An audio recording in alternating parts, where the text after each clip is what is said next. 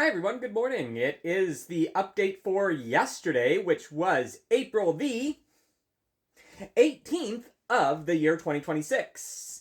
It is, as I am filming this, looks like 4:29 in the morning.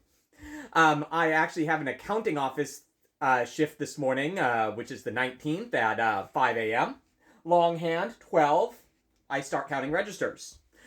Anyway, so but this is about yesterday, and yesterday I also had the accounting office. I also started when the longhand started on the 12th. And to be perfectly honest, there's not a whole lot for me to say about yesterday. Here's how it went. I woke up a little bit later than I would like getting out of bed at like 3:55. Left the house a few minutes before 5. Got to work barely on time, and it was a pretty much normal accounting office day. Nothing out of balance. Not a whole lot of lotto to deal with. And honestly, just not a whole lot to say. The glitch situation that I mentioned yesterday. Supposedly, there's tech coming out for that.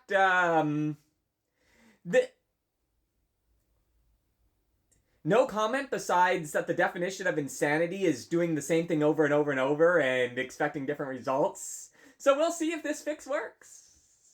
Stay tuned. All right. After that, I continued.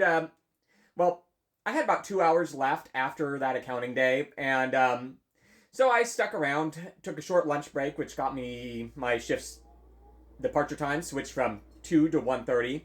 By the way, that's something that does happen sometimes. Specifically for folks like me, my shifts are a bit more flexible than your typical checker in most respects. If I'm actually scheduled on the front line, that's a different issue, but a lot of times when I have things like this, my lunch length can be kind of flexible depending on whatever, and I'm typically good with that. If I get the hour, I go home. Sometimes I'll get like Taco Bell or something, or eat cereal at home or something, and then go and grab my gym bag and get ready to head to the gym right afterwards. If I have a half, I'll normally stick around the store location somewhere, grab a good enough sandwich, and there's a specific reason why I call them those, and stick around, and then in theory after work go and get my gym bag and go to the gym, even though about half the time in that circumstance I end up not going to the gym or doing it later because of tired. But anyway, so I had the half today, and then went to the gym and and spent the last like hour of my day doing carts. Actually, like more like 90 minutes or so doing carts. And honestly, pretty decent cart day as well. Yeah, like I said, just not a whole lot of not much to say about today. Went home, went to the gym, mediocre workout, if I'm being perfectly honest, and then went to that Kubota place, that burrito place, Qbota, Kubota, Kubert, whatever. Anyway, and pretty decent. I enjoy their stuff. Ordered something a little bit different today. Don't know if I'll be doing it exactly that way again, but whatever. And then, honestly, was feeling tired. It was, at this point now, give or take 4-ish. Lay down on the couch and woke up at just about 2. And that's how the day went. And so I've been up since like 2. Going to be bright-eyed and as bushy-tailed as I possibly get. This morning as I head into the accounting office, already been up a couple hours, and which is not normally the way that I head into those type of shifts. So hopefully, depending on how well everybody did yesterday, today should be a fairly decent-ish day. Hopefully. My next update's actually going to be fairly early. The sun is still going to be up by the time that I'm actually filming the update, which is not the most common thing. It's going to be well, I'll tell you about it then. Going to be just slightly different than normal. But that's pretty much all there is to say about yesterday. And I have half the video left, looking at my clock. So, these are the type of things where I go into, where I thought, and it doesn't happen all that often, where I start kind of going into bonus content. Just kind of riffing about stuff. So, first, I watched a little bit of this, rage bait type of video actually while I was getting ready this morning.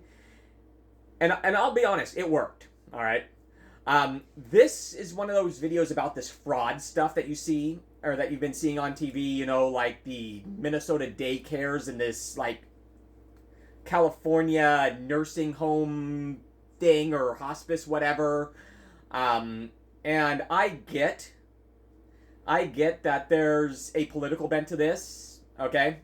I get that, but that's not what not the direction that I want to go with this. Basically, I want you to see this from the standpoint from where I see this, all right? If you look back at my previous videos, particularly the last week or, there's this overriding theme, okay?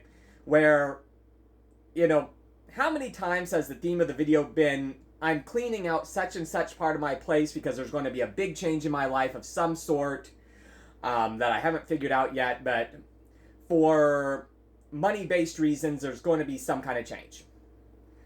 Hasn't that been an overriding theme in these videos? Yes, it has. All right. Now,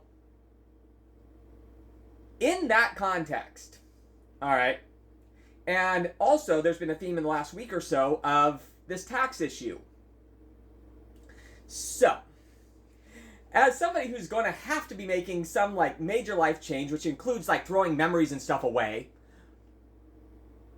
and because of this financial thing, which isn't helped by a tax issue, and then I see these fraud videos.